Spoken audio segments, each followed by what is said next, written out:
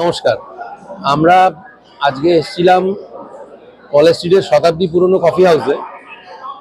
এই ছেলের একটা ড্রয়িং কম্পিটিশন ছিল এই কাছেই, সেখান থেকে এখানে।